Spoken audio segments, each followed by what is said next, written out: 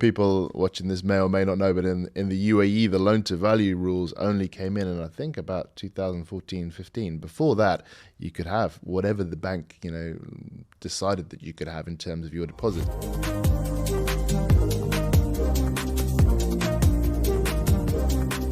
Hello, team, and welcome back to another podcast of the Two Fat Brokers. I'm Barney from Dubai. Ben from Abu Dhabi. And today we are graced with the myth, the legend, the Christmas fairy. Judy from Oxford. Judy Crompton. Hello, Mum. Hello, darling. How are you? Very well, thank you. Slightly hungover, but other than that, tickety-boo. It is Christmas after all, full of the Christmas cheer. Exactly. So today we are going to talk about how our mother created a property empire using leverage. Isn't that right, bro? Yeah, we've spoken about you a few times on this podcast, and even if you go back into the mists of time, there's an article in the National about us and us talking about you being one of our influences in terms of getting into real estate, as that's what we grew up with you building your empire. So I think it'd be a nice thing for us to do. There's lots of people out there who are looking to build a property portfolio, don't know how to do it, don't know where to start. So maybe you could tell us a little bit more about your journey. How did you start? Well, the way I started was over 30 years ago, and had left Portugal with a small wedge of money, and suddenly realised... Escudos? It was before the euro. Yeah, it was Escudos, yeah. And suddenly realised, help, you haven't got a pension. And then I was 50, and I thought, this is not good. 30 years ago, you were 50? That must mean you're, what? How old now? 80. 83. A woman never tells her age, mother. I always do. Or a lady. Well, that's what we like about the Two Fat Brokers. Everything's laid bare. The truth Exactly. out. There is nothing to hide here. So there I was with no pension. Took myself round to several financial institutions, and at the end of the first day thought, actually, I think if I smiled too widely, they'd have the fillings out of my back teeth. I'm not going to give them my money. I'm going to do something else. And so I found a property only a few streets away and thought I could rent that, because I knew a lot of students who were paying a great deal of money for very poor quality properties. So and at this time you were studying, right? I was doing a degree in midwifery in my 50s, which That's how she knew a load of students. It wasn't anything nefarious. She wasn't hanging around nothing schools or nefarious. anything. They were all girl students as well. And so I went and knocked on the door and said, excuse me, I see you've got a for sale sign up. I'd like to buy your house. Would you like to look at it first? I said, no. It's in the right place, it's the right size, and it's near bus stops. And it has everything that I need. And anything that's wrong with it, I can put right. So I bought my first property there and then. But what made you think that property was a good investment? Obviously, you had this nest egg. You'd spoken to the financial advisors. You didn't trust them. What then made you think, okay, property is the way to go? Because I knew what the going rate for rent on these properties was. And I also had a fair idea of what the mortgage would cost. And I had, be fair, most of the money for the house. I would need a small mortgage. And I knew that I could earn more than you had enough than I needed. Escudos. And enough Just for the point of Escudos. reference, Escudos were the currency of Portugal before they joined the euro. There's people who watch this Everyone who, will know who that. never knew the world before the euro. We're Interesting, very isn't popular it? with the youth. Man. Very popular. Yes. So I bought my first property. And then do you want to know what happened next? Yes. Can you remember what your yield was on that property? And what your 30 years ago. Your loan to value was. Did you think about that kind of thing, or not really? The mortgages then were 15%. Wow. 15%. So I couldn't have done it if I hadn't got... Labour government, obviously. I can't remember. 30 odd years ago. Major. Look it up, somebody. Major? Would have been No, 90 just after It Thatcher. was- Thatcher it was resigned Thatcher. in 89. Yeah, absolutely.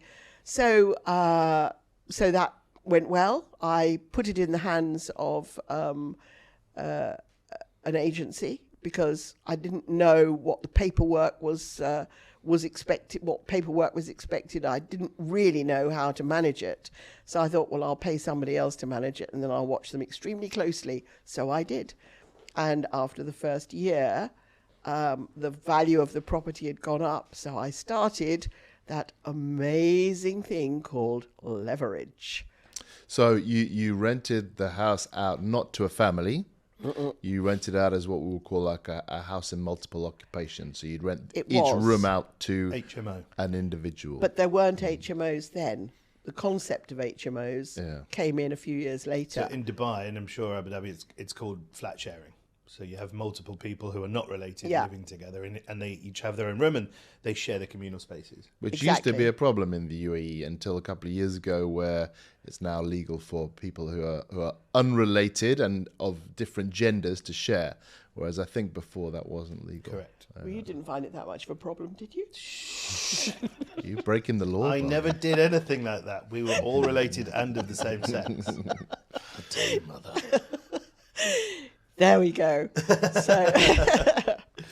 So, why did you do that? Why did you rent it to individuals rather than a family? Better income, much better income. The returns were going to be quite a lot greater. It must have been to service a 15% mortgage. Yeah, but it was quite a small mortgage. It was a very small mortgage. That was the only way I could have started. So you had quite a lot of equity in the house straight away. I did. But, it was so ridiculous. Property then, by comparison, was so ridiculously cheap. How much was it, your first house? My first house was, I think it was about £70,000. But when I was building my portfolio, I bought a 3-bedroom property for £49,000. And it was in good nick. Point of reference, £79,000 is about... 300,000 dirhams? 300,000, no, because then it was 7 to 1, so 150,000 dirhams for a house in Oxford.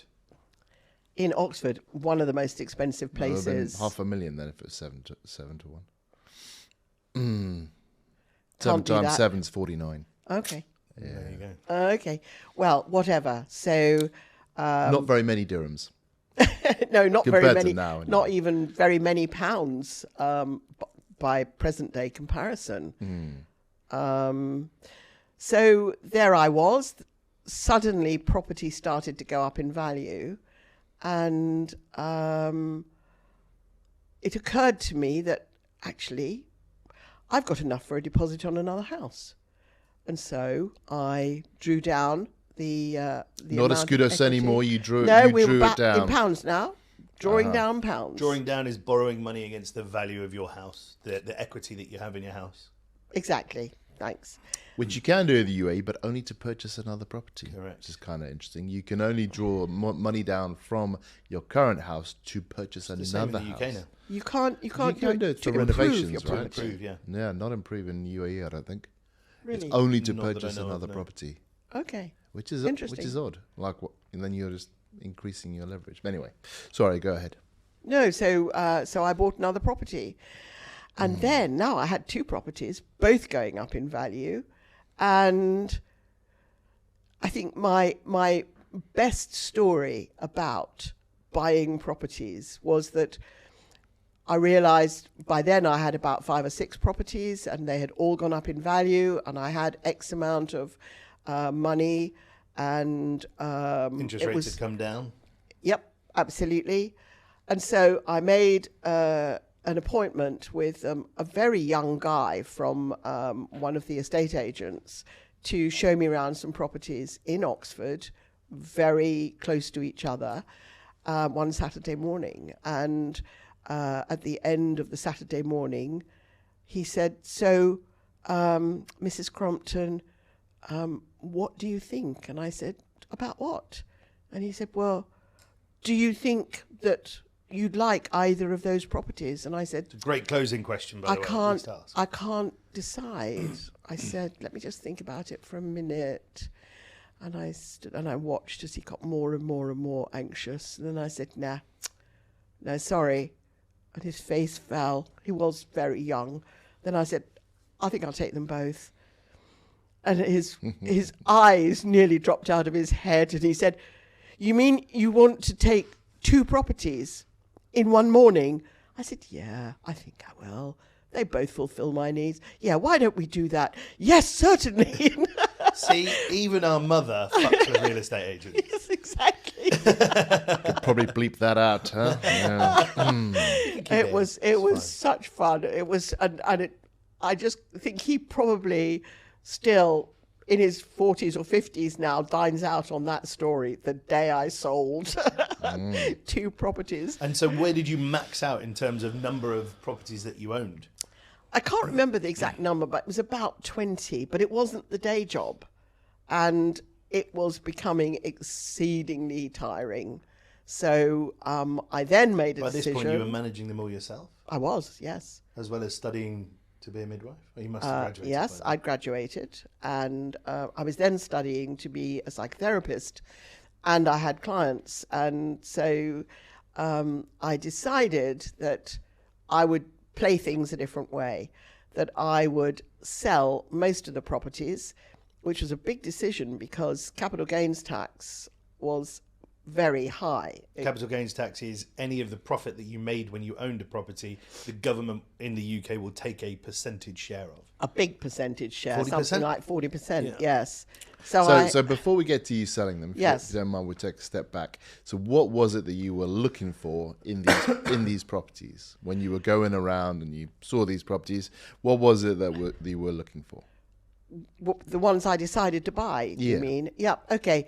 I was looking for the ability to rent out 4 rooms and have a fair amount of living space.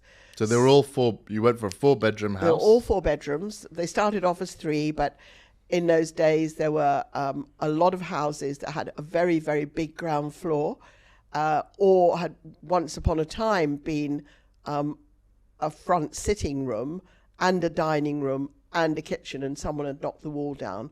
I put the walls back so that I always had 4 tenants at least in a property, which then generated enough income for me to service a mortgage and keep the property in good order. But as well as having enough space, it had to be in the right location, because then students weren't allowed to have cars weren't allowed to bring cars into Oxford. It's changed now. But a lot of my tenants also were young professionals who didn't have cars either, so they needed to be near public transport. So they were all near bus stops or near the station. Okay. And so well located for the type of tenant that you were targeting. And a very small garden, because tenants do not do gardening. That's fair. And then you also mentioned that you used leverage. Yes. In terms of in growing your portfolio. How did you use leverage, and what does that mean to you, that word? Well, it means using the value of the properties that I had, and keeping a constant check on the increasing value of properties in Oxford, and it would reach a point where my properties had gone up a sufficient amount of money to allow me to borrow against that property to put down as a deposit on the next property. So what was the sweet spot? How much do you think it had to have gone up by? Or was it just the money left over in the mortgage payments, right? No, and the increase in the value of the properties as well. But it's a balancing act, right? Because you got to have enough income from the property Yes. to wear the additional borrowing value. Yes. Can you remember where the sweet spot was? I can't. I'm so sorry. It was a long time ago. Everything was a long time ago. But so as an example, let's say you went for a 50-50 mortgage and you bought like somewhere worth £60,000. So you put 30,000 in there, and then the value in that property would then increase to, let's say, 90. So then you could then take that, that 30 out and put it into another house, worth That 60 is or whatever it exactly was. right, Ben. You've described it perfectly. House prices must have been going up so fast, because you did all of this in the 10-year period? Less. Yes, less than So that. house prices must have been going crazy.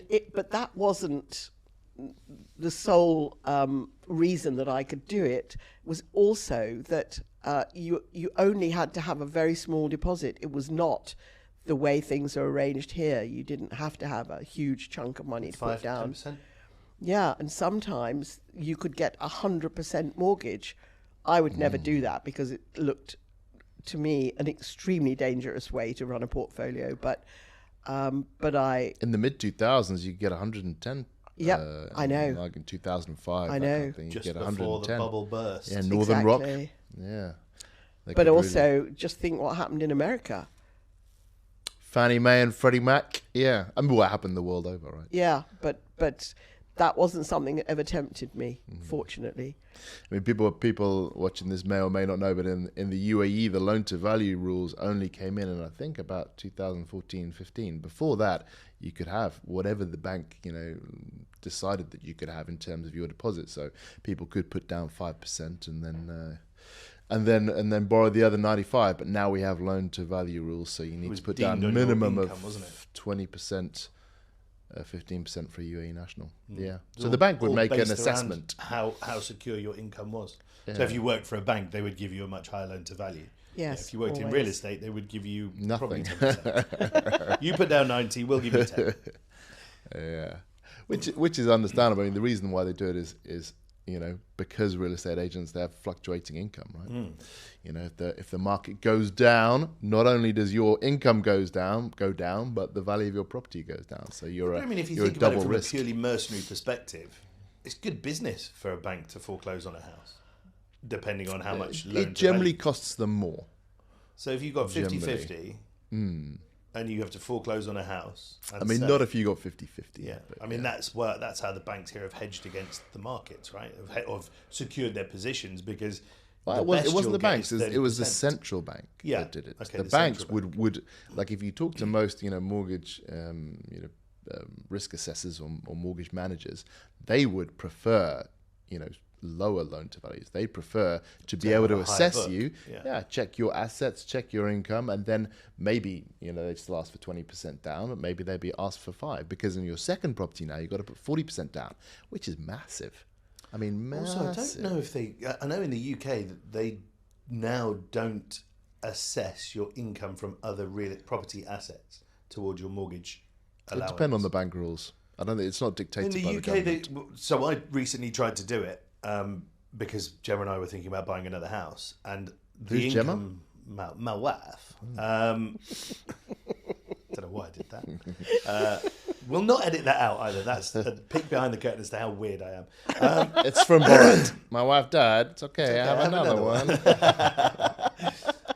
one. But our income in the UK was from property that we've got there, and the banks wouldn't consider it. The banks were like, no, any income that you get from property is not deemed viable towards a mortgage repayment. Yeah, I don't know if it's the case here or not. yeah, unusual. So sorry then, Ma. So then you built that. You'd got to your 20 properties or thereabouts, and then you decided to consolidate.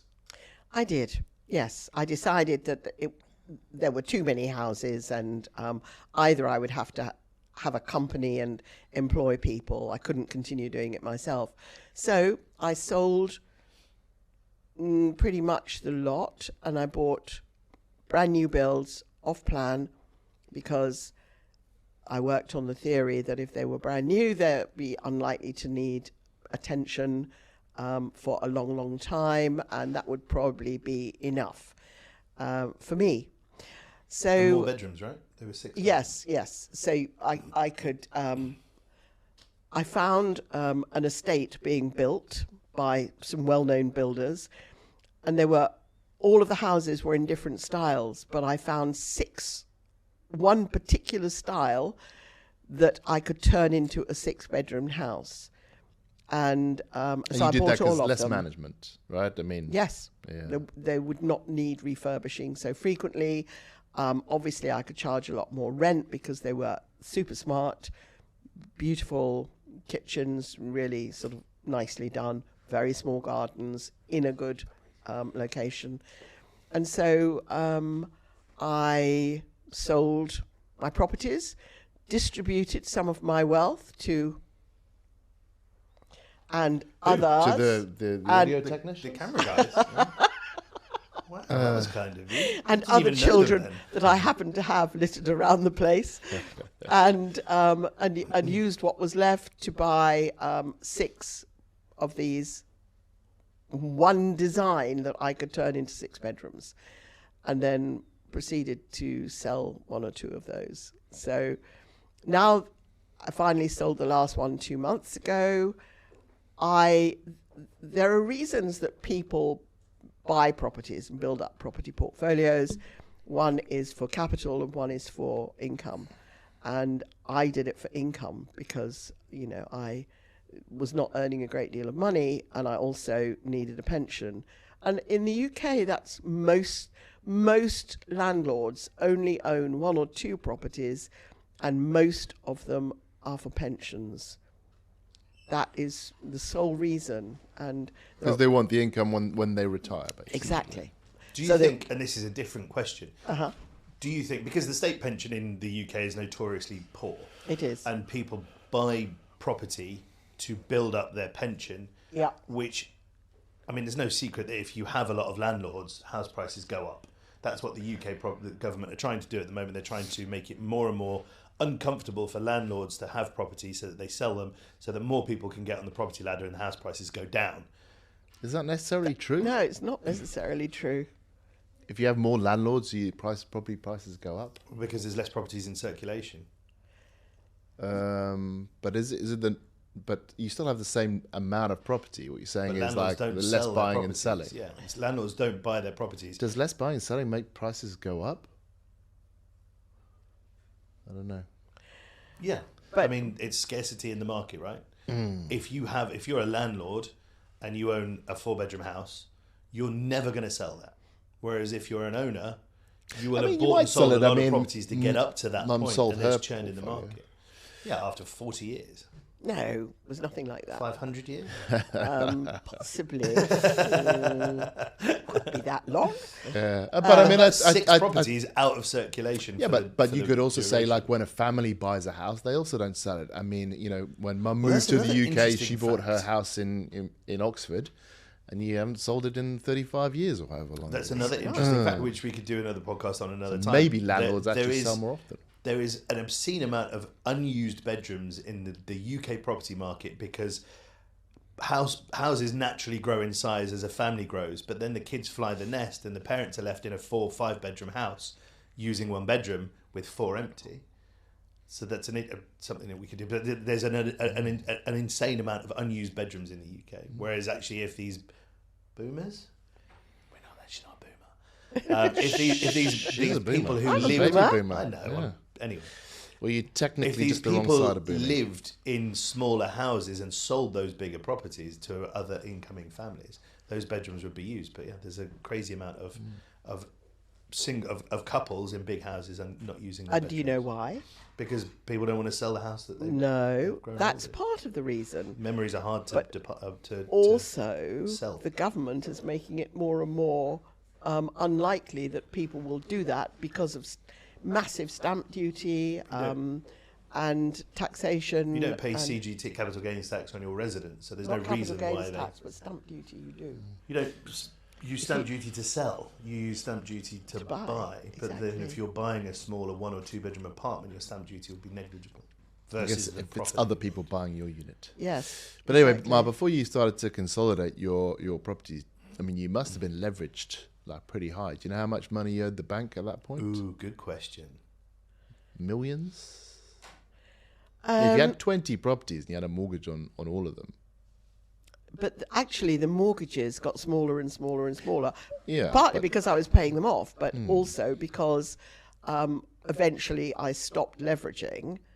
Because if I hadn't, I could have owned hundreds of houses. It was something I was extremely good at. And I was a self-taught genius, really. Rather like you And two. then self-deprecating. See where you get your modesty from. Just like you two.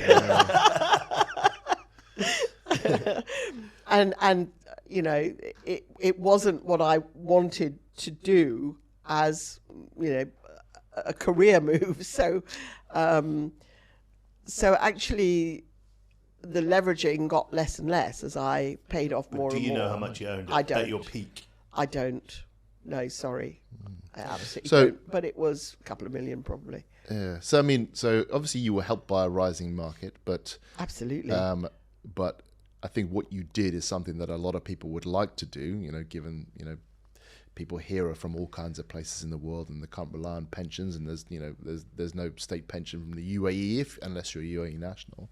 So what kind of advice would you give people like looking to use this method as a way to kind of fund their retirement? Start early, leverage. Yes, but this podcast is going out in the UAE, and I really don't know what your But listen, rules are. real systems estate's are the pretty same similar. everywhere. Yeah. We're not looking for technical analysis. Just Well, I think the first thing you have to decide is, why are you buying these properties? Are you buying them for capital, or are you buying them for income? And if you're buying them from income, which would you recommend? either, so depending on your needs. The only reason I could build such a big portfolio was that I was not doing it for capital. I was doing it for income, and I used the income to buy more and more and more properties. So you, first of all, you have to decide. You have to have a clear sort of game plan. But you also use the capital appreciation, right? Because you drew down and got the deposit. But that was the leverage. Yeah, but I mean that's the But that was capital appreciation. Yes, it was. But Maybe you but didn't that buy was, it for that, but it no, was I didn't. helpful. No, exactly. But it was the requirement to be able to build the portfolio. Exactly. Was the capital growth. But I mean, lots of people here will perhaps buy one extra house and sell it when they retire, or Buy an annuity with the lump sum. absolutely. Whatever. You really do have to know what you're doing it for, rather than just going into the market with no idea of why you're doing it. I knew exactly what I was doing it for, and strange to say, I was one of the few people that was actually working the system that way in Oxford, because I knew all of the estate agents, and I knew exactly what I was looking for at all times. And usually on a Saturday morning, I would do the rounds, and they would have a stack of properties for sale for me to look through, and I could just pick one up, glance at it, and say no. And I would go through the whole lot. No, maybe, yes, yes, yes, no, maybe. And one of them said, "How do you do that?" And I said, "Only because I have no emotional attachment to these properties. You're used to selling homes, and I'm not buying homes. I'm buying homes for other people, yes, but, for my own ends." And Yeah, they meet your criteria, and your Exactly. criteria wasn't vast, right? Small gardens, 4 bedrooms, near public transport, right? exactly, price, right? exactly so. And I think you make a good point that particularly in the UAE, and the quality of real estate agents that we have here is so low, because a lot of real estate agents treat their clients as like a single serve, and a lot of clients are, right. If you're looking to buy a home, you're going to buy once and then you're done. Yes. There are a few investors out there who buy multiple properties, but a lot of them buy off plan and things like that. So if you can build a relationship with a real estate agent where you're like, listen, if I get good service, I'm going to continue to invest with you. Yes. If you keep sending me, your good value properties, if you can build that relationship, you can actually get a much better, where you can get deals earlier, you can get them more often, and the person respects you. Whereas if you come along as a single serve, a buyer, real estate agents have no loyalty to you, and they'll just sell you, any old rubbish. Well, apart from my normal sort of purchases, when I decided to buy new, to sell all of the old properties and to buy new, that's when my relationship really kicked in, because I bought the first 6 properties off plan of a really massive estate that was being built in Oxford. And I think I I think most of the properties were about £375,000, and I bought for 320. The boys will have to translate that into dirhams for you, but I certainly got a big percentage off, and I was also I demanded 250,000 dirhams. that I rejigged the plans so that they work better for HMOs. But during the time that I was building my portfolio, houses in multiple occupation became a legal entity. They were just flat shares before that, as you have here. And the laws around operating houses in multiple occupation are now so critical and so intense and so difficult for landlords that a lot of landlords are selling now, because you can go to prison very easily for a minor misdemeanor or a minor and mistake. have the license taken away from you, and if you own quite a few, that's devastating to your portfolio, right? He's waving at me. I'm saying 1.5 million dirham. Oh, thank you. I can't Across see that. across 6, yeah. 250 each. No, 1.5 each, 250,000 dirhams each, isn't that right? No, it ain't. Just to, That's multiplied by 6, right? well, no. If you're So times 375 times by 6. 9.4 million dirham for all 6 of them. Yeah, The 375. saving is times by 1.5 million dirhams. What do you, Anyway. just because we're coming to the end of it, what do you think about both of your boys working in real estate? I am unsurprised, slightly more surprised by Ben than Barney, because Barney started in real estate when he was a teenager. But I'm delighted. It means that we have stuff we can talk about. Not Otherwise, much. Christmas would be so boring. No, it stops me from drinking all the while.